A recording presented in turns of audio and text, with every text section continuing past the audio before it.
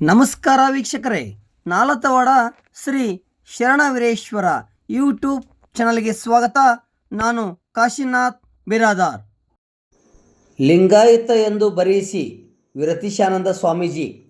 ಸೋಮವಾರದಿಂದ ಪ್ರಾರಂಭವಾಗುವ ಸಾಮಾಜಿಕ ಮತ್ತು ಶೈಕ್ಷಣಿಕ ಸಮೀಕ್ಷೆಯಲ್ಲಿ ಧರ್ಮದ ಕಾಲಂನಲ್ಲಿ ಲಿಂಗಾಯತ ಎಂದು ನಮೂದಿಸಿ ಹಾಗೂ ಉಪಜಾತಿಯ ಕಾಲಂನಲ್ಲಿ ತಮ್ಮ ಉಪಪಂಗಡವನ್ನು ದಾಖಲಿಸುವಂತೆ ಲಿಂಗಾಯತ್ ಮಠಾಧೀಶರ ಒಕ್ಕೂಟದ ಮನಗೂಳಿ ವಿರಕ್ತ ಮಠದ ವಿರತೀಶಾನಂದ ಸ್ವಾಮೀಜಿ ಮನವಿ ಮಾಡಿದರು. ಪಟ್ಟಣದ ದೇಶಮುಖ್ ಕೋಣೆಯ ಜಗದೀಶ್ ನೂಲ್ಯವರ್ ಶೆಟ್ಟರ್ ಇವರ ಮನೆಯಲ್ಲಿ ಸ್ಥಳೀಯ ಬಸವ ಕೇಂದ್ರದ ವತಿಯಿಂದ ಜರುಗಿದ ಮನೆಯಲ್ಲಿ ಮಹಾಮನೆ ಕಾರ್ಯಕ್ರಮದಲ್ಲಿ ರವಿವಾರ ಸಂಜೆ ಅನುಭವ ನೀಡಿ ಮಾತನಾಡಿದರು. ಅವರು ಜಾತಿ ಗಣತಿಗೆ ಬಂದ ಅಧಿಕಾರಿಗಳು ತಾವು ಕೊಟ್ಟ ಮಾಹಿತಿಯಂತೆ ನಮೂದಿಸಿದೆ ಇದ್ದಲ್ಲಿ ಹಾಗೂ ಧರ್ಮದ ಕಾಲಂನಲ್ಲಿ ಲಿಂಗಾಯತ ಎಂದು ನೀವು ಹೇಳಿದ ಧರ್ಮವನ್ನು ಪೆನ್ಸಿಲ್ನಿಂದ ಬರೆದರೆ ತಹಶೀಲ್ದಾರ್ ಅವರನ್ನು ಸಂಪರ್ಕಿಸಿ ಮಾಹಿತಿ ನೀಡಿ, ಅದೇ ರೀತಿ ತಮ್ಮ ಸಮೀಕ್ಷೆಯ ಒಂದು ಫೋಟೋ ತೆಗೆದು ಮೊಬೈಲ್ನಲ್ಲಿ ಇಟ್ಟುಕೊಳ್ಳಿ, ಸಮೀಕ್ಷೆ ಅಧಿಕಾರಿಗಳ ಹೆಸರು ಅವರ ಸಂಪರ್ಕ ಸಂಖ್ಯೆ ತೆಗೆದುಕೊಳ್ಳಿ ಎಂದು ಸಲಹೆ ನೀಡಿದರು.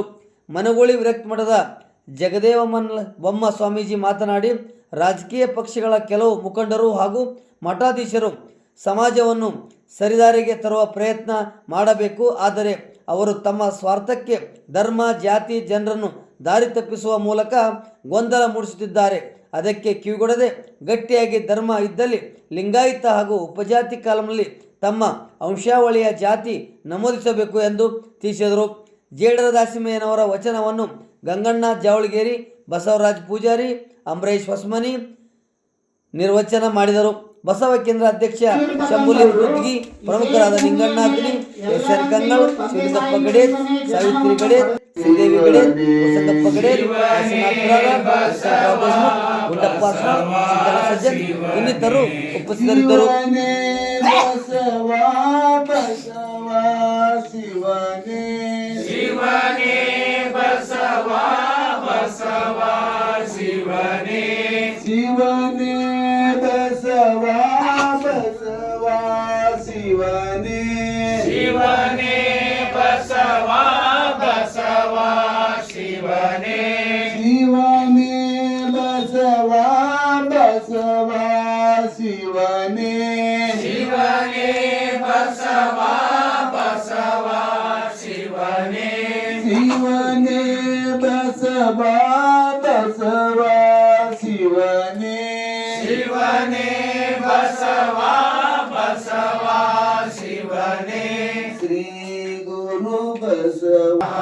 ಶ್ರೀ ಗುರು ಬಸವ ಲಿಂಗಾಯ ನಮಃ.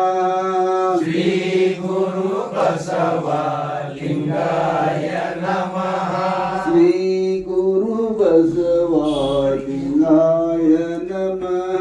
ಶ್ರೀ ಗುರು ಬಸವ ಲಿಂಗಾಯ ನಮಃ. ಶ್ರೀ ಗುರು ಬಸವ ಲಿಂಗಾಯ ನಮಃ. ಶ್ರೀ ಗುರು ಬಸವ ಲಿಂಗಾಯ ನಮಃ. ಓಂ ಶ್ರೀ ಗುರು ಬಸವಲಿಂಗಾಯ ನಮಃ.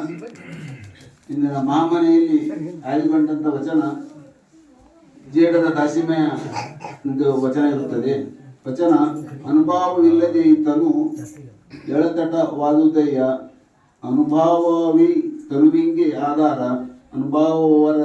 ಅನುಭವವನ್ನು ಮನವಾರೆ ವೇದಿಸಿದಂಗೆ ಜನನವಿಲ್ಲ ಕಾಣ ರಾಮನಾಥ ಅಂತ ವಚನವನ್ನು ವಿಶೇಷ ಮಾಡೋದಕ್ಕೆ ತಂದಿದ್ದೇನೆ. ತನುವಿಂಗೆ ಆಧಾರ,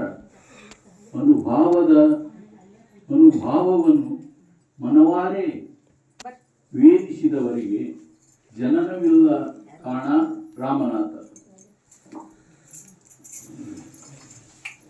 ಅನುಭವವಿಲ್ಲದ ಈತನು ಎಳೆತಾಟವಾದುದಯ್ಯ. 12ನೇ ಶತಮಾನದ ಬಸವ ಕಲ್ಯಾಣದ ಅನುಭವ ಮಂಟಪದಲ್ಲಿ ಬಸವಾದಿ ಶರಣರು ರಚಿಸಿದ ವಚನಗಳಲ್ಲಿ ಜೇಡರ ದಾಸಿಮಯ್ಯ ಅನುಭವವಿಲ್ಲದ ಈತನು ಎಳೆತಟವಾದಯ್ಯ. ಅನುಭವ ಅಂದ್ರ ಆಧ್ಯಾತ್ಮಿಕ ತಿಳುವಳಿಕೆ, ಆಧ್ಯಾತ್ಮಿಕದ ಬಗ್ಗೆ ತಿಳಿದವ ತಿಳಿಯುವುದು ಅನುಭವ. ಅನುಭವ ಅಂದ್ರೆ ನಮ್ಮ ಎಕ್ಸ್ಪೀರಿಯನ್ಸ್, ಅಂದ್ರೆ ನನಗೆ ಎಷ್ಟು ವರ್ಷ ಅನುಭವ ಆಗ್ಯದ ಏನು ಅದು ಅನುಭವ. ಅನುಭಾವ ಅಂದ್ರೆ ಈ ಆಧ್ಯಾತ್ಮಿಕದ ಬಗ್ಗೆ ತಿಳಿದುಕೊಳ್ಳುವುದು. ಅನುಭವವಿಲ್ಲದ ಈತನು ಎಳೆತಟವಾದುದಯ್ಯ. ಈ ತನು ಅಂದ್ರೆ ಶರೀರ. ಅನುಭವ ಇಲ್ಲದಿದ್ರೆ ಈ ಶರೀರ ನಮ್ಮನ್ನ ಎಕಡೆ ಬಂತ ಆ ಕಡೆ ಜಗತ್ತದ. ಅದಕ್ಕೆ ನಾವು ಏನು ಮಾಡ್ಕೋಬೇಕು? ಅನುಭವವನ್ನು ಮಾಡ್ಕೋಬೇಕು. ಅನುಭವ ಅಂದ್ರೆ ಈ ಆಧ್ಯಾತ್ಮಿಕದ ಬಗ್ಗೆ ತಿಳುವಳಿಕೆ, ಈ ಶಿವ ಮತ್ತು ಈ ಇಷ್ಟಲಿಂಗ ಇದ್ರ ಬಗ್ಗೆ ತಿಳ್ಕೊಂಡು ನಾವು ಆಧ್ಯಾತ್ಮಿಕದ ಬಗ್ಗೆ ಜ್ಞಾನವನ್ನು ಪಡ್ಕೊಂಡಾಗ ನಮ್ಮಲ್ಲಿ ಅನುಭವ ಆಗ್ತದೆ. ಈ ಶರೀರವನ್ನು ನಾವು ನಮಗೆ ಅನುಭವ ಇಲ್ಲದಿದ್ರೆ ಇದು ಆಶೆ ಆಮಿಷಗಳ ಕಡೆಗೆ ಇಳಿಸ್ತದೆ. ನನ್ನನ್ನು ಈ ಅಹಂಕಾರ ಇನ್ನೂ ಕೆಟ್ಟ ಚಟಗಳ ಕಡೆಗೆ ನನ್ನನ್ನು ಇಳಿತದೆ. ಅದಕ್ಕಾಗಿ ಈ ಬಸವಾದಿ ಶರಣರು ಈ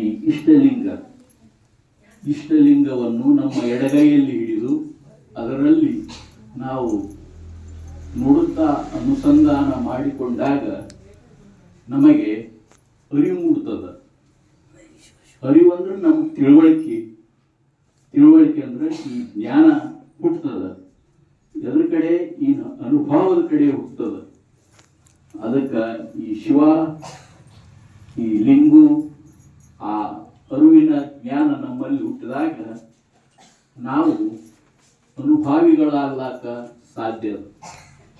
ಅದಕ್ಕೆ ಈ ನಮ್ಮ ಶರೀರವನ್ನು ನಾವು ನಮ್ಮ ಹಿಡಿತದಾಗ ಇಟ್ಕೋಬೇಕು. ಮತ್ತು ಅದರಂತೆ ಈ ಬಸವಾದಿ ಶರಣರು ಹೇಗೆ ನಡ್ಕೊಂಡ್ರೋ ಹಾಗೇ ಸಹಿತ ನಾವು ಸಹಿತ ನಡಿಲಿಕ್ಕೆ ಸಾಧ್ಯ ಆಗ್ಲಾಕ ಸಾಧ್ಯ ಐತಿ. ಕಾರಣ ನಾವು ಅನುಭವವನ್ನು ಬೆಳೆಸಿಕೊಳ್ಬೇಕು. ಈ ನಮ್ಮ ಮನುಷ್ಯ ಜೀವಿಗೆ ಈ ಅನುಭವವೇ ಆಧಾರ. ಅನುಭವವನ್ನು ಮನವಾರೆ ವೇದಿಸಿದವರಿಗೆ ಜನನವಿಲ್ಲ. ಈ ಅನುಭವವನ್ನು ತಿಳಿದವರು ಮತ್ತು ಅದರಂತೆ ಈ ಆಧ್ಯಾತ್ಮಿಕತೆಯಲ್ಲಿ ಬೆಳೆದವರಿಗೆ ಅವರಿಗೆ ಮತ್ತೆ ಮರಣ ಜನನವಿಲ್ಲ. ಅವ್ರಿಗೆ ಮತ್ತೆ ಹುಟ್ಟು ಅನ್ನುವುದಿಲ್ಲ. ಅದನ್ನ ನಾವು ಪಡ್ಕೋಬೇಕಾಗ್ತದೆ. ಬಹಳ ಕಷ್ಟ ಐತೆ. ಅದನ್ನು ಅನುಸರಿಸಿದವರೆಲ್ಲರೂ ಅನುಭವಗಾಳಿಯಾಗಿ ಹೋಗಿದ್ದಾರೆ. 12ನೇ ಶತಮಾನದಲ್ಲಿಯ ಶರಣರು ಅವರು ಅನುಭವದಂತೆ ನಡೆದು ಅನುಭಾವಿಗಳಾದರು. ಕಾರಣ ಈ ಬದುಕಿನಲ್ಲಿ ನಾವು ಸಹಿತ ನಮಗೆ ಆದಷ್ಟು ರೀತಿಯಲ್ಲಿ ಒಳ್ಳೆಯ ಅನುಭವವನ್ನು ಮನವಾರೆ ವೇದಿಸಿದವಂಗೆ ಜನನವಿಲ್ಲ ಕಾರಣ ರಾಮನಾಥ.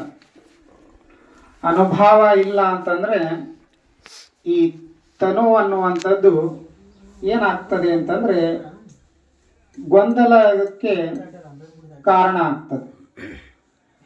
ಯಾಕೆ ಗೊಂದಲಕ್ಕೆ ಕಾರಣ ಆಗ್ತದೆ ಅಂತಂದರೆ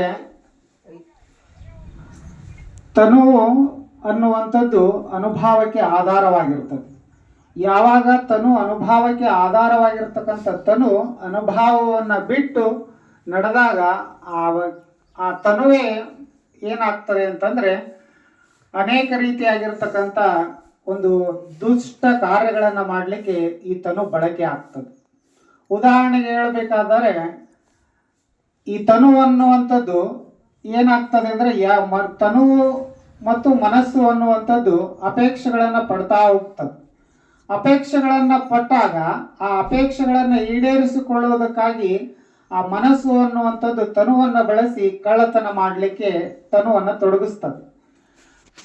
ಕಳ್ಳತನ ಮಾಡಲಿಕ್ಕೆ ತನುವನ್ನು ತೊಡಗಿಸಿ ಆ ತನು ಮನವೆಂಬ ಆಸೆಗೆ ಬಳಕೆಯಾಗಿ ತನು ಕಳ್ಳತನ ಮಾಡುವಾಗ ಸಿಕ್ಕಿ ಬಿದ್ದರೆ ಕೊನೆಗೆ ಆತನು ಕಳ್ಳನೆಂದು ಸಮಾಜದಲ್ಲಿ ಕೆಟ್ಟ ಹೆಸರನ್ನು ಪಡೆಯುವುದರ ಜೊತೆಗೆ ಕಳ್ಳನನ್ನು ಬಂದಿಖಾನೆಗೆ ಹಾಕುವಂಥ ಪ್ರಸಂಗಗಳನ್ನು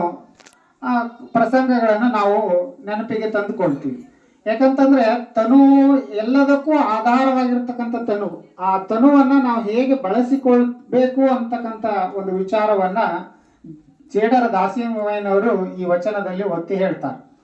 ಅಂದ್ರೆ ಶರಣರು ತನುವನ್ನ ಬಹಳ ಅಂದ್ರೆ ಎಲ್ಲದಕ್ಕೂ ಮೂಲವಾಗಿರ್ತಕ್ಕಂಥದ್ದು ಈ ತನು ಅನ್ನುವಂಥದ್ದು. ಅಂದ್ರೆ ಈ ತನುವಿನಿಂದಲೇ ಶರಣನಾಗಿರ್ತಕ್ಕಂಥವನು ಈ ಇಡೀ ಜೀವನದಲ್ಲಿ ಅರಿದಡೆ ಶರಣ ಮರೆದಡೆ ಮಾನವ ಎಂದಾಗೆ ಆ ಶರಣನಾಗಬೇಕು ಅಂತಂತಂದ್ರೆ ಈ ತನುವಿನಿಂದ ಮಾತ್ರ ಸಾಧ್ಯ. ಆದ್ರಿಂದ ತನುವೇ ಎಲ್ಲದಕ್ಕೂ ಆಧಾರವಾಗಿರ್ತಕ್ಕಂಥದ್ದು.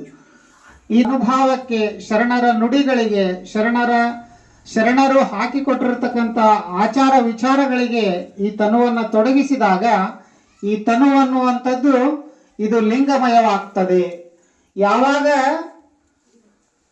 ಮಾನವನ ಶರೀರ ಲಿಂಗಮಯವಾಗ್ತದೋ ಆತ ನೋಡ್ತಕ್ಕಂಥ ದೃಷ್ಟಿ, ಕೇಳ್ತಕ್ಕಂಥ ನುಡಿಗಳು ಎಲ್ಲವೂ ಕೂಡ ಲಿಂಗಮಯವಾಗ್ತದೆ ಅಂತೇಳಿ. ಅಂದ್ರೆ ಅನುಭವ ಇದ್ರಾಗ ಮಾತ್ರ ಶರಣನ ಒಂದು ತತ್ವ ಅಂತಕ್ಕಂಥದ್ದು ಈ ಪರಿಸರಕ್ಕೆ ಗೋಚರವಾಗ್ತದೆ. ಅಂದ್ರೆ ಶರಣನ ಒಂದು ಸ್ಥಿತಿ ಹೆಂಗಿರ್ತದೆ ಅಂತಂದ್ರೆ ಆತನು ಪರಿಪೂರ್ಣವಾಗಿ ಆತನ ಇಂದ್ರಿಯಗಳು ಶುದ್ಧವಾಗ್ತವೆ. ಯಾವಾಗ ಇಂದ್ರಿಯಗಳು ಶುದ್ಧವಾಗ್ತವೋ ಆಗ ಆತ ಕೇವಲ ಮಾನವನಾಗಿದ್ರೂ ಕೂಡ ಆತನ ಇಡೀ ಚಾರಿತ್ರ್ಯ ಅನ್ನುವಂಥದ್ದು ಬಹಳ ರೀತಿಯಲ್ಲಿ ಅನೇಕ ಬದಲಾವಣೆಗಳನ್ನ ನಾವು ಕಾಣ್ತೇವೆ. ಈ ಜೇಡರ ದಾಸಿಮಯ್ಯನವರು ಎಲ್ಲರೂ ಲೌಕಿಕ ಅಪೇಕ್ಷೆಗಳನ್ನ ಪಡಿಬೇಕು ಅಂತಕ್ಕಂಥ ವಿಚಾರಗಳನ್ನ ಬಯಕೆಯನ್ನು ಹೊಂದಿರತಕ್ಕಂಥ ಮಾನವರನ್ನ ಉದ್ದೇಶಿಸಿ ಹೇಳ್ತಾರೆ. ಜೇಡರ ದಾಸಿಮಯ್ಯ ಶರಣರು ಕರಿಯ ನಿತ್ತಡೆ ಒಲ್ಲೆ, ಸಿರಿಯ ನಿತ್ತಡೆ ಒಲ್ಲೆ, ಹಿರಿದಿಪ್ಪ ರಾಜ್ಯವ ನಿತ್ತಡೆ ಒಲ್ಲೆ, ನಿಮ್ಮ ಶರಣರ ಸುಳ್ಳುಡಿಯ ಒಂದರಗಳಿಗೆ ನಿತ್ತಡೆ ನಿಮ್ಮ ನಿತ್ಯ ಕಾಣ ರಾಮನಾಥ ಅಂತಕ್ಕಂಥ ಒಂದು ವಚನದಲ್ಲಿ ಕರಿಯ ನಿತ್ತಡೆ ಒಲ್ಲೆ ಅಂತಂದ್ರೆ ಶರಣರು ಏನನ್ನ ಲೌಕಿಕ ಜನರು ಅಪೇಕ್ಷೆ ಪಡ್ತಕ್ಕಂಥ ದ್ರವ್ಯವನ್ನ, ಸಂಪತ್ತನ್ನ, ಕರಿ ಅಂದ್ರೆ ಆನೆಯು ಕೂಡ ಒಂದು ಸಂಪತ್ತದು.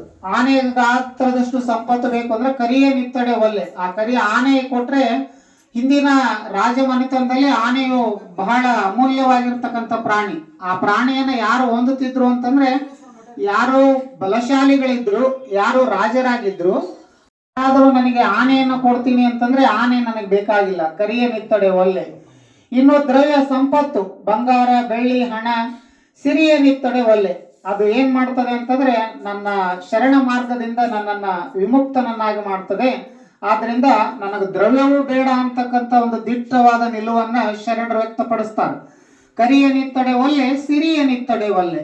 ಇನ್ನು ಹಿರಿದಿಪ್ಪ ರಾಜ್ಯವ ನಿತ್ತಡೆ ಒಲ್ಲೆ. ಒಂದು ದೊಡ್ಡ ಸಾಮ್ರಾಜ್ಯನೇ ಕೊಡ್ತೀನಿ ಅಂತಂದ್ರು ಕೂಡ ಶರಣರು ಅದನ್ನ ಬದಿಗೆ ಸರಿಸ್ತಾರೆ.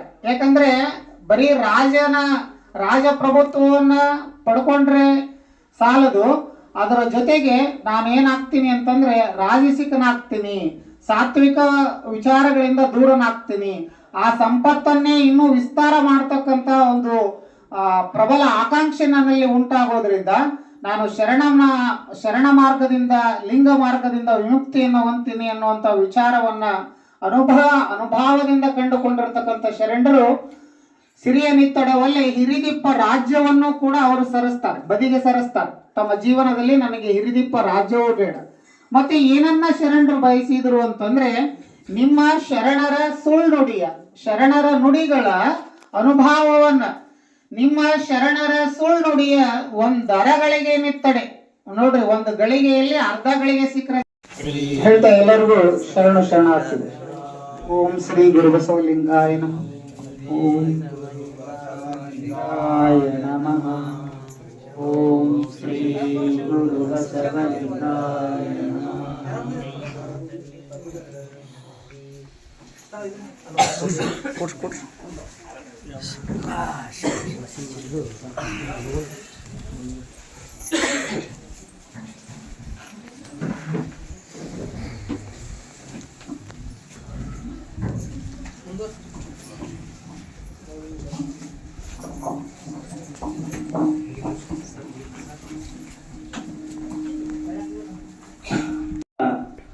ಸದಸ್ಯರಿಗೂ ಮತ್ತೊಮ್ಮೆ ಶರಣಾರ್ಥಿಗಳನ್ನು ಹೇಳುತ್ತಾ, ಈಗಾಗಲೇ ಇವತ್ತಿನ ಈ ಒಂದು ವಚನವನ್ನ ಶರಣರು ಸಾಕಷ್ಟು ವಿಶ್ಲೇಷಣೆಯನ್ನ ಮಾಡಿದ್ದಾರೆ. ಜೇಡರ ದಾಸಿಮಯ್ಯನ ತಂದೆಗಳ ಈ ಒಂದು ವಚನ ಇಲ್ಲಿ ಅನುಭಾವವಿಲ್ಲದೆ ಈತನು ಎಡತಟವಾದುದಯ್ಯ, ಅನುಭಾವವಿ ತನುವಿಂಗೆ ಆಧಾರ. ಅನುಭವ ಅಂತಕ್ಕಂಥದ್ದು ಮತ್ತು ಶರೀರ, ಇವು ಎರಡಕ್ಕೂ ಒಂದು ಹೋಲಿಕೆಯನ್ನ ಈ ವಚನದಲ್ಲಿ ನಾವು ಕಾಣ್ತಾ ಇದ್ದೀವಿ. ಶರಣರು ಹೇಳುವ ಹಾಗೆ ಅನುಭವ ಅಂತಂದ್ರೆ ಯಾವುದು? ನಾವು ಹೇಳುವ ಹಾಗೆ ಇದೊಂದು ಆಚಾರ ವಿಚಾರ ಅಂತ ನಾವು ಹೋಲಿಕೆ ಮಾಡಬಹುದು. ಯಾವನಿಗೆ ಸಂಸಾರದ ಅನುಭವವಿರುತ್ತೆ ಅವನಿಗೆ ಸಂಸಾರ ಮಾಡಲಿಕ್ಕೆ ಬಿಡಬೇಕು. ಯಾವನಿಗೆ ಸನ್ಯಾಸತ್ವವನ್ನ ಅನುಭವಿಸಲಿಕ್ಕೆ ಸಾಧ್ಯ ಇರುತ್ತೋ ಅವನಿಗೆ ಆ ಒಂದು ವ್ಯವಸ್ಥೆಯನ್ನ ಮಾಡಿಕೊಡ್ಬೇಕು. ಆದ್ರೆ ಇಲ್ಲಿ ಹಾಕಿಕೊಂಡಿರ್ತಕ್ಕಂಥ ಚೌಕಟ್ಟು ಏನಪ್ಪಾ, ಶರಣರು ಹಾಕಿಕೊಂಡಿರ್ತಕ್ಕಂಥ ಚೌಕಟ್ಟು ಏನಪ್ಪಾ ಅಂತಂದ್ರೆ, ಈ ತನು ಮತ್ತು ಅನುಭವ ಎರಡು ಒಂದೇ ನಾಣ್ಯದ ಎರಡು ಮುಖಗಳಿದ್ದ ಹಾಗೆ ಅಂತ ಹೇಳ್ತಾರ ಅವರು. ಯಾವುದಾದರೂ ನಾಣ್ಯದ ಒಂದು ಮುಖ ಕೆಟ್ಟದಾಯ್ತಪ್ಪ ಅಂತಂದ್ರೆ, ಅದು ಕೆಟ್ಟ ಹೋಯ್ತಂತಂದ್ರೆ ಅದಕ್ಕೆ ಯಾವ ರೀತಿಯಾದಂತಹ ಚಲಾವಣೆ ಇಲ್ವೋ ಹಾಗೆ ಈ ಅನುಭವ ಮತ್ತು ತನುವಿಗೆ ಒಂದಿಷ್ಟು ಸಂಸ್ಕಾರ ಅಂತಕ್ಕಂಥದ್ದು ಅನುಭವ ಬೇಕು. ಆ ಸಂಸ್ಕಾರ ಬಹಳ ಮುಖ್ಯವಾಗಿರ್ತದೆ. ಶರಣರು ಹೇಳುವ ಹಾಗೆ ಸಂಸ್ಕಾರವಿಲ್ಲತಕ್ಕಂತಹ ಶರೀರ, ಅದರೊಳಗಿರ್ತಕ್ಕಂಥ ಆತ್ಮಕ್ಕೆ ಒಂದು ಬೆಲೆ ಬರಬೇಕಾದ್ರೆ ಅಲ್ಲಿ ಮುಖ್ಯವಾಗಿ ಆ ಶರೀರಕ್ಕೆ ಸಂಸ್ಕಾರ ಬೇಕಾಗ್ತದೆ. ಶರೀರಕ್ಕೆ ಸಂಸ್ಕಾರ ಇತ್ತು ಅಂತಂದ್ರೆ ತನ್ನಿಂದ ತಾನೇ ಮನಸ್ಸು ಭಾವ ಅನುಭವ ಹೆಚ್ಚಿದಂತೆ ಆ ವ್ಯಕ್ತಿಯ ಶರೀರ ಹಾಳಾಗ್ತದೆ.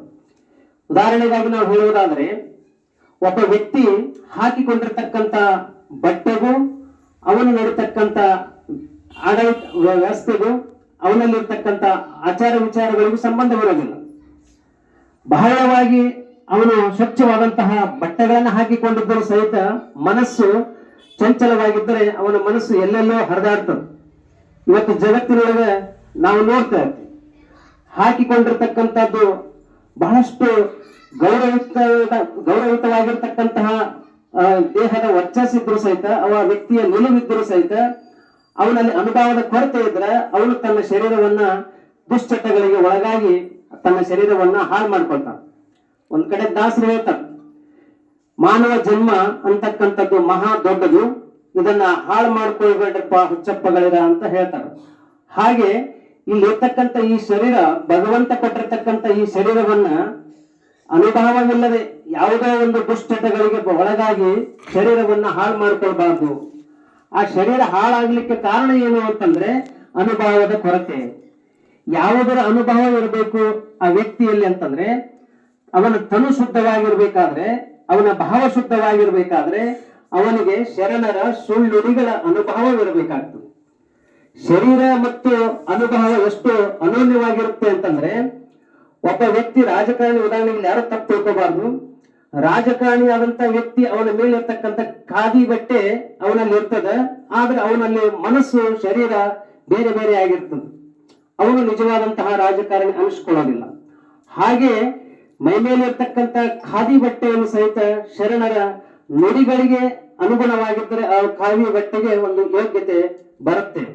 ಹಾಗೆ ಖಾಕಿ ಬಟ್ಟೆಯನ್ನು ಧರಿಸಿರ್ತಕ್ಕಂಥ ಒಬ್ಬ ವ್ಯಕ್ತಿ ತನ್ನ ನಿಷ್ಠೆ, ಕರ್ತವ್ಯ ನಿಷ್ಠೆಯನ್ನ ಮಾಡಿದ್ದೇ ಆದರೆ ಆ ಖಾಕಿ ಬಟ್ಟೆಗೆ ಒಂದಿಷ್ಟು ಅನುಭವ, ಅದಕ್ಕೆ ಸಂಸ್ಕಾರ, ಒಂದಕ್ಕೊಂದು ಅನುಭವ ಬರ್ತದೆ. ಹಾಗೆ ಅನುಭವವಿ ತನುವಿಂಗೆ ಆಧಾರ. ನಮ್ಮ ಶರೀರವನ್ನು ಇಟ್ಕೊಳ್ಳಿಕ್ಕೆ ಮನಸ್ಸು ಮುಖ್ಯವಾಗಿರ್ತದೆ. ಅದಕ್ಕೆ ಹೇಳ್ತಾರೆ sound mind in sound body ಅಂತ ಹೇಳಿ.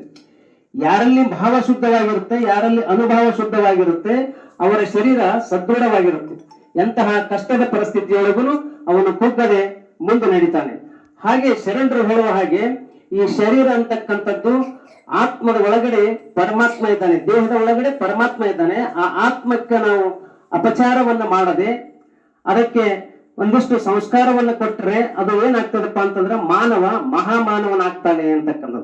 ಈ ಎಲ್ಲ ಅನುಭವಗಳ ಆಧಾರದ ಮೇಲೆ ಮುಖ್ಯವಾಗಿ ನಾವು ಹೇಳುವಂತದ್ದು ಅಷ್ಟಾವರಣಗಳ ಒಂದು ಆಚರಣೆ ಮನುಷ್ಯನಿಗೆ ಬರಬೇಕು, ಆ ಅನುಭವ ಇರಬೇಕು. ಅಷ್ಟಾವರಣಗಳು ಮನುಷ್ಯ ಜನ್ಮ ದೊಡ್ಡದು ಅಂತಕ್ಕಂಥದ್ದು ಅರಿವು ಇತ್ತಪ್ಪ ಅಂತಂದ್ರೆ ಅವನು ತನ್ನ ಶರೀರವನ್ನ ಹಾಳು ಮಾಡ್ಕೊಳ್ಳೋದಿಲ್ಲ. ವಿರಕ್ತೇಶಾನಂದ ಮಹಾಸ್ವಾಮಿಗಳು ವಿರಕ್ತಮಠ ಮನುಕುಳಿಯವರ ಅನಿರೀಕ್ಷಿತವಾದಂಥ, ನಮಗೆ ನಿರೀಕ್ಷಿತ ಇತ್ತು, ತಮ್ಮೆಲ್ಲರಿಗೂ ಅನಿರೀಕ್ಷಿತವಾದಂಥ ಮಹಾ ಸಂತೋಷದ ಆಗಮನ ಆಗ್ಯದ. ಅದಕ್ಕೆ ಬುದ್ಧಿಯವರು ಈ ಮಹಾಮನೆಯ ಈ ಮುಂದಿನ ನಿರ್ವಚನ ಇದನ್ನು ಆಶೀರ್ವಾದ ರೂಪದಲ್ಲಿ ನಮಗೆ ಉಣಬಡಿಸ್ಬೇಕು ಅಂತಂದು ಹೇಳಿ ನಾನು ಶ್ರೀ ಗುರುಗಳನ್ನು ಪ್ರಾರ್ಥಿಸ್ತೇನೆ.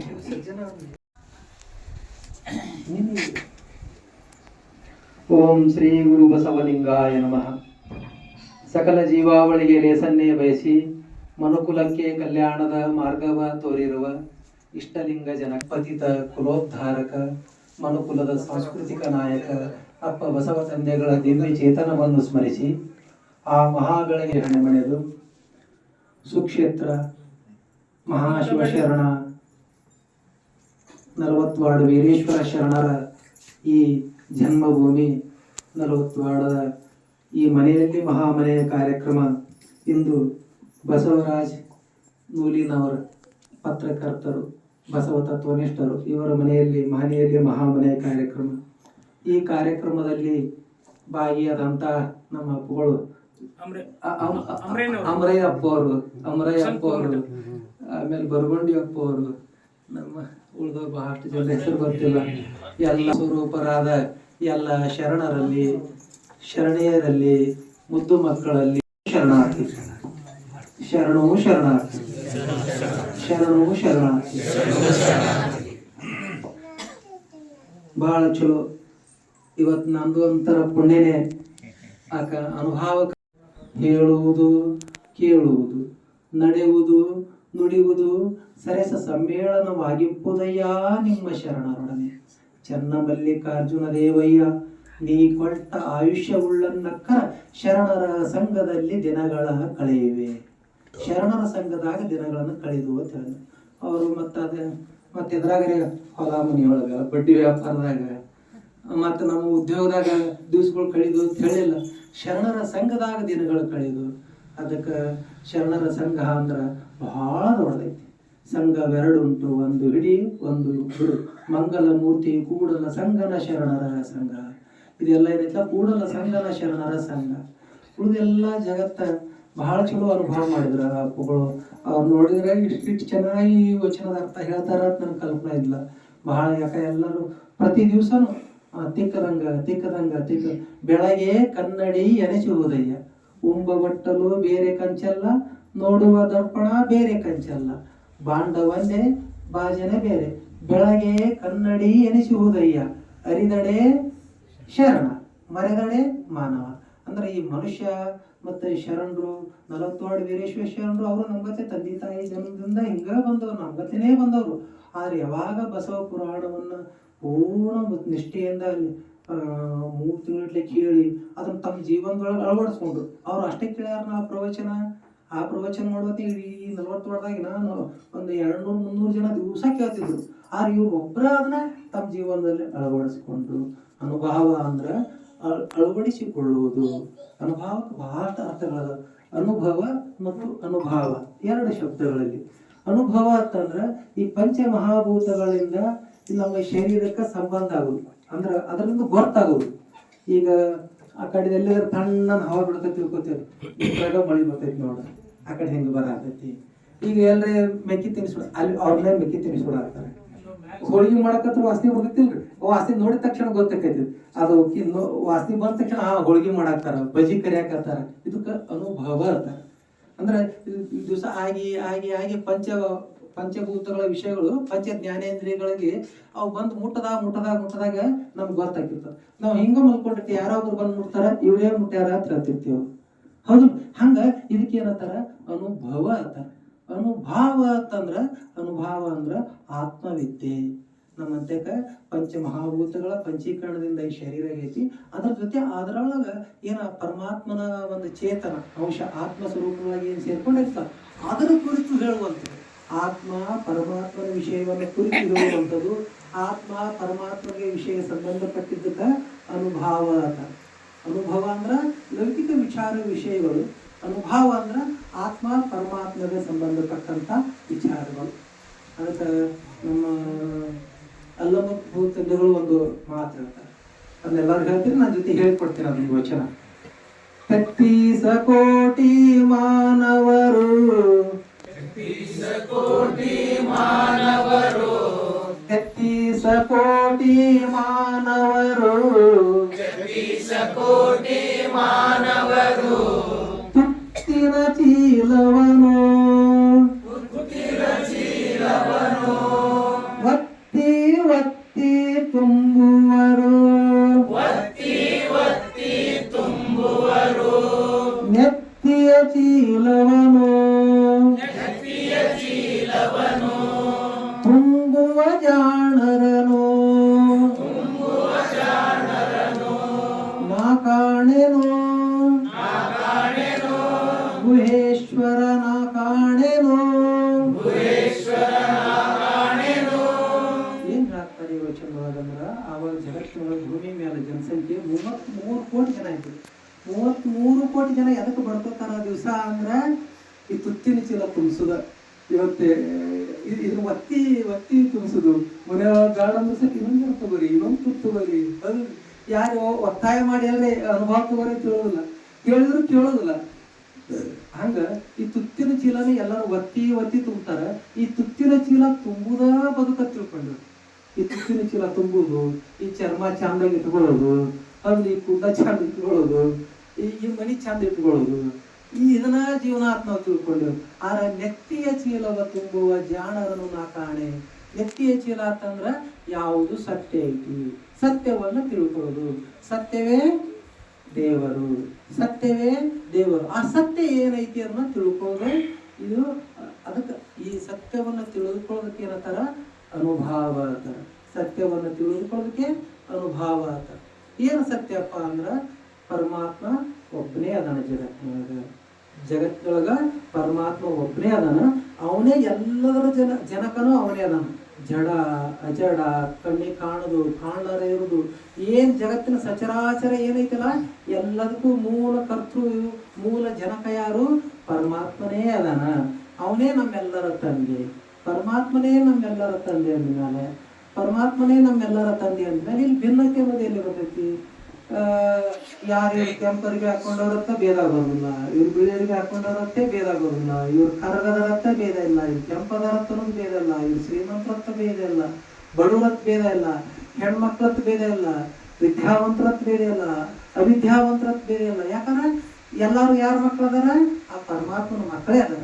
ಪರಮಾತ್ಮನ ಮಕ್ಕಳೇ ಅದಾರ. ಅದ್ರ ಜೊತೆ ಪರಮಾತ್ಮನ ಸ್ವರೂಪರೇ ಅದಾರ. ನಾನಿಲ್ಲಿ ಕಣ್ಣಿಗೆ ಕಾಣಕತ್ತಾರ ಎಲ್ಲಾರು ಯಾರು ನೋಡಿ ನಾ ಈಗ ಅನುಭವ ಮಾಡಾಕ್ತೀನಿ? ಪರಮಾತ್ಮನ ಜೊತೆನೇ ಅನುಭವ ಮಾಡಾಕತ್ತೀನಿ, ಪರಮಾತ್ಮನ ಜೊತೆನೇ ವ್ಯವಹಾರ ಮಾಡಾಕ. ಆ ಫಲ ಬತ್ತಂದ್ರ ಫಲದೊಳಗೆ ಏನಿರ್ತೈತಿ? ಬೀಜ ಇರ್ತೈತಿ. ಆ ಬೀಜ ಅದನ್ನ ಅನುಭವಿಸಕ್ಕ ನಾವು ಪುಣ್ಯ ಕರ್ಮವನ್ನ ಅನುಭವಿಸಕ್ಕೆ ಬರಬೇಕು, ಪಾಪ ಕರ್ಮವನ್ನರೇ ಅನುಭವಿಸಕ್ಕೆ ಬರ್ಬೇಕು. ಆದ್ರೆ ಇಲ್ಲಿ ನಮ್ಮ ಶರಣ ಪರಂಪರೆಯೊಳಗ ದಾನ ಧರ್ಮಗಳಿಗೆ ಬೆಲೆ ಇಲ್ಲ. ದಾನ ಧರ್ಮ ನಾವು ಮಾಡೋದಿಲ್ಲ, ನಾವು ದಾಸೋಹ ಮಾಡ್ತೇವೆ. ದಾಸೋಹ ಮಾಡ್ತೇವಂದ್ರ ನನಗೆ ಇಲ್ಲೆಲ್ಲ ಕಣ್ಣಿಗೆ ಕಾಣಕತ್ತವ್ರು ಯಾರದಾರ? ಪರಮಾತ್ಮನ ಸ್ವರೂಪ ಅದಾರ, ಅವನ ಸೇವೆ ಮಾಡೋದು. ದಾಸನ ಕೆಲಸ ಏನೈತಿ? ಮಾಲಕನ ಸೇವೆ ಮಾಡೋದು. ಅಂದ್ರೆ ಇಲ್ಲಿ ಕಣ್ಣಿಗೆ ಕಾಣೋರು ಎಲ್ಲರೂ ಯಾರು? ಇವ್ರು ಮಾಲಕರು. ಇವರೆಲ್ಲರೂ ಶರಣ ಸತಿ, ಇವರೆಲ್ಲ ಲಿಂಗ ಪತಿ. ಇವ್ರ ಸೇವಾ ಮಾಡೋದು. ಸೇವಾ ಮಾಡೋದಂದಾಗ ಅಲ್ಲೇನ ಪುಣ್ಯನೂ ಇಲ್ಲ ಪಾಪನೂ ಇಲ್ಲ. ನಾನು ಕೆಟ್ಟ ಕರ್ಮ ಮಾಡಿದೆ ಅಂದ್ರ ನನಗ ಕೆಟ್ಟ ಫಲ ಬರ್ತೈತಿ, ಚಲೋ ಕರ್ಮ ಮಾಡಿದ್ರೆ ಇದು ಬರ್ತೈತಿ. ಇಲ್ಲಿ ಕರ್ಮ ಅನ್ನೋದೇ ಇಲ್ಲ ನಮ್ದು. ಸೇವಾ ಮಾಡೋದು. ನೀ ಕೊಟ್ಟ ದ್ರವ್ಯವ ನಿಮಗಲ್ಲದೆ ಮತ್ತೊಂದ ನರಿಯನಯ್ಯ. ಹಂಗ ಈ ಸಮಾಜದ ಸೇವೆ ಮಾಡ್ಕೊತ, ಈ ಸಮಾಜದ ಸೇವೆ ಮಾಡ್ಕೊತ, ಈ ಸಮಾಜದೊಳಗೆ ನನಗಿಂತ ಕಿರಿಯರಿಲ್ಲ. ನಾನೇ ಇವರೆಲ್ಲ ನಾನು ಹುಟ್ಟು ಬಂದಿದ್ದ ಉದ್ದೇಶ ಏನಪ್ಪ? ಈ ಸಮಾಜದ ಸೇವೆ ಮಾಡಾಕ, ಸೇವೆ ಮಾಡಿ ನಾನು ಸಾರ್ಥಕತೆಯನ್ನು ಪಡೆಯಕ್ಕೆ ಬಂದೀನಿ ಅನ್ನಂತ ವಿಚಾರದಿಂದ ನಾವೆಲ್ಲ ಈ ಸಮಾಜದ ಸೇವೆಯನ್ನು ಮಾಡ್ಕೋತ ಹೋಗೋದಕ್ಕೆ ಏನಂತಾರ? ಅನುಭಾವ. ಇದು ಮಾಡ್ಕೋತ ಹೋಗಿ ಹೋಗಿ ಹೋಗಿ ಹೋಗಿ ನಾವು ಒಂದು ದಿವಸ ಏನಾಗ್ಬಿಡ್ತೀವಿ, ಆ ಸಮಾಜದೊಳಗ ಬೆರ್ತೀವಿ. ಆ ಸಮಾಜದೊಳಗ ಬೆರ್ತೀವಿ. ಸಮಾಜ ಅಂದ್ರೆ ದೇವರ, ಆ ದೇವ್ರೊಳಗ ಬೆರ್ತು ಬಿಡ್ತೀವಿ. ನಮ್ಗೆ ಸತ್ತ ಮೇಲೆ ಸ್ವರ್ಗ ಮತ್ತು ಸತ್ತ ಮೇಲೆ ನರಕ ಅನ್ನೋದಿಲ್ಲ. ನಮ್ಮ ಬದುಕೇ ಸ್ವರ್ಗ, ನಮ್ಮ ಬದುಕೇ ನರಕ. ನಾವು ಎಂಥ ಕೃತಿ ಕಾಯಕಗಳನ್ನು ಮಾಡ್ತೀವಿ ಅಂಥದ್ದು. ದೇವಲೋಕ ಮತ್ತೆ ಲೋಕ ಎಂಬುದು ಬೇರೆ. ಸತ್ಯವ ನುಡಿಯುವುದೇ ದೇವಲೋಕ. ಸತ್ಯ ಅಂದ್ರೆ ಏನಕ್ಕೆ, ಪರಮಾತ್ಮನ ಸಾಕ್ಷಿಯಾಗಿ ನುಡಿಯುವುದು, ನನ್ನ ಮನಸ್ಸಿನ ಸಾಕ್ಷಿಯಾಗಿ ನುಡಿಯುವುದು, ಇದೇ ದೇವಲೋಕ. ಮಿಥ್ಯವ ನುಡಿಯುವುದೇ ಮತ್ತೆ ಲೋಕ. ಸುಳ್ಳ, ತಗಲ, ಮೋಸ, ಕಪಟತನ ಮಾಡ್ಕೊಂಡು ಇದೇ ಮರಕಲ್ಲೋಕ. ಆಚಾರವೇ ಸ್ವರ್ಗ, ಅನಾಚಾರವೇ ನರಕ. ಈ ಸತ್ಯವನ್ನು ತಿಳ್ಕೊಂಡು ಹೋಗೋದಕ್ಕೆ ಅನುಭವ ತರ. ಈ ಅನುಭವ ವಿದ್ಯೆಯನ್ನು ನಾವೆಲ್ಲರೂ ಕಡಿಮೆ. ಈ ಅನುಭವ ವಿದ್ಯೆ ಎಲ್ಲೈತಿಪ್ಪ ಅಂತಂದ್ರೆ ಸ್ವಲ್ಪ ಕೆಲವೊಂದು ವಿಷಯಗಳು ಕಠಿಣ ನಿನ್ಸಿರ್ಬೇಕು. ಆದ್ರೆ ಇದನ್ನ ಅತಿ ಜಗತ್ತಿನೊಳಗಿರುವಂತ ಅನುಭವ ವಿದ್ಯೆಯನ್ನು ಸರಳ ಮಾಡಿಕೊಟ್ಟರು ಬಸವಾದಿ ಶಿವಶರಣರು. ಅದಕ್ಕೆ ನಾವು ಪ್ರತಿನಿತ್ಯ ವಚನಗಳನ್ನು ಅಧ್ಯಯನ ಮಾಡೋಣ. ವಾರಕ್ಕೊಂದ್ಸರ್ತಿ ತಾವು ಹಿಂಗೇನು ಅನುಭವ ಮಾಡ್ತೀರಿ, ಇದು ಚಲೋ. ಅಲ್ಲಿಂದ ಪ್ರತಿ ದಿವಸನೂ ಅನುಭವ ಮಾಡಿಬೇಕಪ್ಪ. ಅಪ್ಪರು ನೀವು ಇಬ್ಬರೇ ಕಟ್ಟಿ ಕೂತಾಗ ಒಂದು ವಚನ ತಗೊಂಡು ಚಿಂತನೆ ಮಾಡೋದು.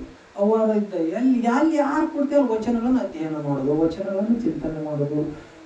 ಇವತ್ತಿನ ತನಕ ನಾನು ಬದುಕಿನಿ. ಇನ್ನು ನಾಳೆಗೆ ಇದಕ್ಕಿಂತ ಇನ್ನೂ ಚೆನ್ನಾಗಿನ ಸಮಾಜಕ್ಕೆ ಏರ್ಪಡ್ಬೋದು, ಇನ್ನೂ ಚೆನ್ನಾಗಿನ ಸಮಾಜದ ಜೊತೆ ಹೆಂಗೆ ಬದುಕೋದು, ಈ ಚಿಂತನೆ ಮಾಡ್ಕೋತ ಹೋಗೋದಕ್ಕೆ ಅನುಭವ ವಿದ್ಯೆ ಅಂತಾರೆ. ಅದಕ್ಕೆ ತಾವೆಲ್ಲ 40 ವರ್ಷದವರು ಮನೆಯಲ್ಲಿ ಮಹಾಮನೆಗೆ ವಾರಕ್ಕೊಂದ್ಸರ್ತಿ 7 ದಿವಸ 7 ದಿವಸಕ್ಕೊಂದ್ಸರ್ತಿ ಮನೆಯಲ್ಲಿ ಮಹಾಮನೆ ಕಾರ್ಯಕ್ರಮ ಮಾಡ್ತೀವಿ. ಭಾಳ ಸಂತೋಷ. ಅದ್ರಾಗ ಮತ್ತು ಯುವಕರು ಅದಾರ, ಸಣ್ಣ ಮಕ್ಳು ಅದಾರ. ನಾವು ಅಪ್ಪವ್ರು ನೋಡಿದ್ರೆ ಸಣ್ಣ ವಯಸ್ಸಿನವ್ರು ಬಹುಶಃ ಒಂದು 40 ವಯಸ್ಸು 40 ಅಷ್ಟರ ಆಸ್ಪಾಸ್ ಇರು. ಎಷ್ಟು ಚಲೋ ಅನುಭವ ಮಾಡಿದ್ರು.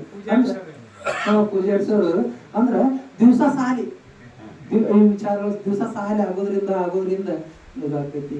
ಈ ಅನುಭವ ಮಾಡೋದ್ರಿಂದ ನಮ್ಮ ತಕ್ಕ ಪ್ರಶ್ನೆ ಕೇಳುವಂತ ಶಕ್ತಿ ಬರ್ತೈತೆ. ನಮಗೆ ಮೌಢ್ಯತೆಗಳು, ಮೂಢನಂಬಿಕೆಗಳು, ಮೂಢಾಚಾರಗಳು ಬಂದಾಗ ಇದು ಹಿಂಗ್ಯಾಕೆ ಮಾಡ್ಬೇಕು, ದೀಪ 11 ದೀಪ ಹಚ್ಚಂದ್ರು ಬೇಡ, 5 ದೀಪ ಹಚ್ಚಂದ್ರು, ಲಕ್ಷ ದೀಪ ಹಚ್ಚಂದ್ರೆ ಯಾಕೆ ಹಚ್ಚಬೇಕು, ಇಟ್ಟೆಲ್ಲ ದೇವ್ರ ಕೊಟ್ಟ ಸರ್ಕಾರ ಎಲ್ಲ ಲೈಟ್ ಕೊಟ್ಟೈತಿ, ಮತ್ತೆ ಇದಕ್ಕಿಂತ ಎಂತ ದೀಪ ಹಚ್ಚಬೇಕು ನಾವು. ಹಿಂಗ ಪ್ರಶ್ನೆ ಕೇಳುವಂತ ಮನಸ್ಸು ಯಾವಾಗ ಬರ್ತೈತಿ, ನಾವು ವಚನಗಳನ್ನ ಓದೋದ್ರಿಂದ ಬರ್ತೈತಿ. ನಮ್ಮ ಧರ್ಮ ಜಗತ್ತಿನೊಳಗ ಬಹಳ ವಿಶೇಷವಾದಂತ ಧರ್ಮ. ಲಿಂಗಾಯತ ಧರ್ಮ ಅಂದ್ರೆ ಜಗತ್ತಿನ ಎಲ್ಲ ಧರ್ಮಗಳು ವಿಶೇಷನೇ ಅದಾವು. ಅದರಲ್ಲಿ ಸಣ್ಣ ಪುಟ್ಟ ದೋಷಗಳು ಅದಾವು. ಕೆಲವೊಂದು ಧರ್ಮ ಹಿಂಸೆ ಹೇಳ್ತೈತಿ, ಕೆಲವೊಂದು ಧರ್ಮ ಕರ್ಮ ಸಿದ್ಧಾಂತವನ್ನು ಹೇಳ್ತೈತಿ, ಕೆಲವೊಂದು ಮೂಢನಂಬಿಕೆಗಳನ್ನು ಹೇಳ್ತದ. ಆ ಧರ್ಮದ ಆ ಸಣ್ಣ ಪುಟ್ಟ ದೋಷಗಳನ್ನು ಏನು ತೆಗೆದ್ರೆ ಶುದ್ಧವಾದದ್ದು ಏನು ಉಳಿತೈತ, ಅದು ನಮ್ಮ ಧರ್ಮ ಬಸವ ಧರ್ಮ, ನಮ್ಮ ಧರ್ಮ ಶರಣ ಧರ್ಮ, ನಮ್ಮ ಧರ್ಮ ಲಿಂಗಾಯತ ಧರ್ಮ. ಲಿಂಗಾಯತ ಧರ್ಮಕ್ಕೆ ಭಾರತ ಸರ್ಕಾರದಿಂದ ಇನ್ನ ಸ್ವತಂತ್ರ ಮಾನ್ಯತೆ ಸಿಕ್ಕಿಲ್ಲ. ಅದಕ್ಕೆ ಈಗ ನಾಳೆ ಕರ್ನಾಟಕ ಸರ್ಕಾರದಿಂದ 22ನೇ ತಾರೀಕಿನಿಂದ ಇದೇನೈತಿ, ಆರ್ಥಿಕ ಮತ್ತು ಸಾಮಾಜಿಕ ಶೈಕ್ಷಣಿಕ ಸ್ಥಿತಿಗತಿಗಳ ಕುರಿತು ಒಂದು ಸರ್ವೆ ಮಾಡಕತ್ತಾರ. ಜಾತಿ ಜನಗಣತಿ ಏನಂತ ಒಂದು ಸರ್ವೆ ಮಾಡಕತ್ತಾರ. ಅವಾಗ ನಾವೆಲ್ಲರೂ ಏನು ಬರ್ಸಂದ್ರೆ ಅಲ್ಲಿ ಒಟ್ಟೆ 11 ಕಾಲಂಗಳು, ಅಲ್ಲಿ 60 ಪ್ರಶ್ನೆಗಳನ್ನು ಕೇಳ್ತಾರೆ. 60 ಪ್ರಶ್ನೆಗಳ ಒಳಗೆ 11ನೇ ಪ್ರಶ್ನೆ ಅಲ್ಲಿ ಬರ್ತೈತಿ. ಅಲ್ಲಿ ಇಲ್ಲ 8ನೇ ಪ್ರಶ್ನೆ 9ನೇ ಪ್ರಶ್ನೆ ಧರ್ಮದ ಕಾಲಂ ಅಂತ ಬರ್ತೈತಿ. 9ನೇ ಧರ್ಮದ ಕಾಲಂ ಬರ್ತೈತಿ. ಆ ಧರ್ಮದೊಳಗ ಹಿಂದೂ, ಮುಸಲ್ಮಾನ, ಕ್ರಿಶ್ಚಿಯನ್, ಪಾರ್ಸಿ, ಸಿಖ್, ಬೌದ್ಧ ಹಿಂಗೆಲ್ಲ ಬರ್ತಾವ. 7 ಧರ್ಮಗಳು. ಆಮೇಲೆ 8, 9, 10 ಆದ್ಮೇಲೆ 11ನೇ ಕಾಲಂ ಬರ್ತೈತಿ ಇತರೆ ಅಂತ ಬರ್ತೈತಿ. ಯಾಕಂದ್ರೆ ನಮ್ಮ ಧರ್ಮಕ್ಕೆ, ಲಿಂಗಾಯತ ಧರ್ಮಕ್ಕೆ ಸಂವಿಧಾನಕ್ಕೆ ಮಾನ್ಯತೆ ಸಿಕ್ಕಿಲ್ಲ. ಅದರ ಸಲುವಾಗಿ ನಾವು ಹೋರಾಟ ನಡೆದು. ಅದಕ್ಕೆ ನಮ್ಮ ಮನೆಗೆ ಬಂದಾಗ ನಾವೆಲ್ಲರೂ ಏನ್ ಹೇಳ್ಬೇಕು, ಧರ್ಮದ ಕಾಲಮ ಅಂತ ಬಂದಲ್ಲಿ ಎಲ್ಲರೂ ಹೇಳ್ಬೇಕು ನಾವು ಲಿಂಗಾಯತರು. ಇಲ್ಲಲ್ರಿ ಅಂತಾರ. ಇಲ್ಲ ಅಂತಂದ್ರ ಇತರೇನಂತ ಒಂದು ಕಾಲಮ್ ಐತಿ. ಇತರೇನಂತ ಒಂದು ಕಾಲಮ್ ಐತಿಲ್ರಿ, ಅದರೊಳಗೆ ದಾಖಲೆ ಮಾಡ್ಕೊಡ್ರಿ. ಅವ್ರಿಗೆ ಪೆನ್ನಲ್ಲೇನೆ ಬರಾಕಿರೋರು. ಏನಂತ ಬರೀರಿ, ಲಿಂಗಾಯತ ಧರ್ಮ ಅಂತ ಬರ್ಸಿ.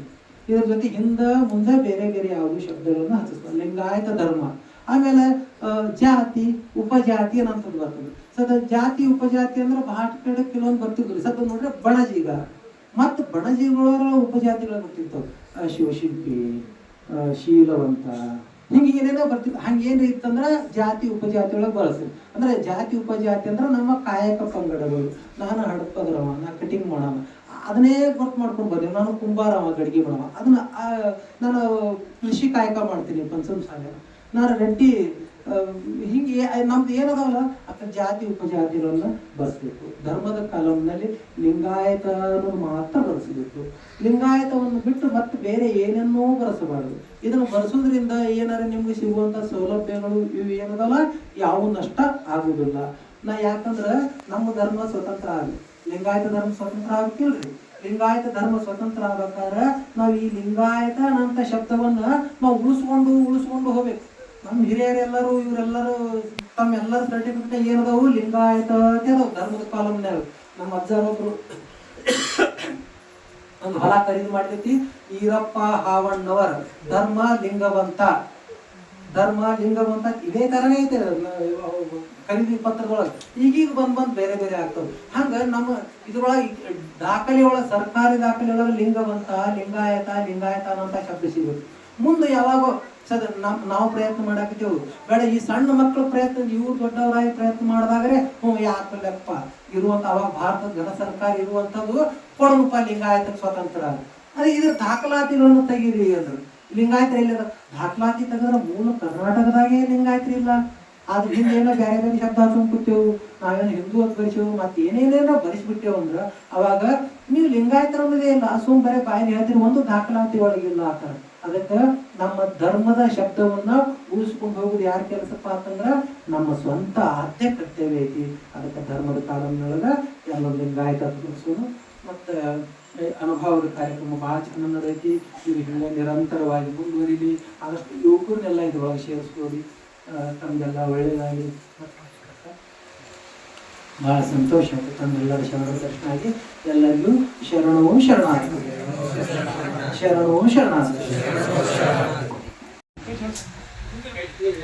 28/9/2025 ರವಿವಾರ ಸಾಯಂಕಾಲ 5 ಗಂಟೆಗೆ ಶ್ರೀ ಕಾಶಿನಾಥ ಬಾಬು ಸಜ್ಜನ್, ಶ್ರೀ ವೀರೇಶ್ವರ ಭಟ್ಟ ಹತ್ತಿರ ಇವರ ಮನೆಯಲ್ಲಿ ಮಹಾಮನೆ ಜರುಗುತ್ತದೆ. ಅಲ್ಲಿ ಹಡಪದ ನಿಂಗಮ್ಮರ ವಚನ ಜರುಗುತ್ತದೆ. ತನು ಕರಗಿಸಿ ಹರಿಯುವ ಮನ ನಿಲ್ಲಿಸಿ, ಅಂಗ ಗುಣವ ಅಳಿದು ಲಿಂಗ ಗುಣವ ನಿಲ್ಲಿಸಿ, ಭಾವ ಅಳಿದು ಬಯಕೆ ಸವಿದು, ಮಾದೇವನಾದ ಶರಣರ ಜಗವ ಮಾನವರತ್ತ ಬಲ್ಲವರು ಅಪ್ಪಣ್ಣಪ್ರಿಯ ಚನ್ನಬಸವಣ್ಣ ಅಂತ ಈ ವಚನದಲ್ಲಿ ನಿರ್ವಹಣೆ ನಿಮಿತ್ತ. ಆದ್ದರಿಂದ ಎಲ್ಲ ತಂದೆ ತಾಯಿಗಳು ಆ ಕಾರ್ಯಕ್ರಮದಲ್ಲಿ ಭಾಗವಹಿಸಿ ಹೆಚ್ಚಿನ ಸಂಖ್ಯೆಯಲ್ಲಿ ಬಂದು ಶೋಧ ತರಬೇಕಾಗಿ ತಮ್ಮಲ್ಲಿ ವಿನಂತಿ.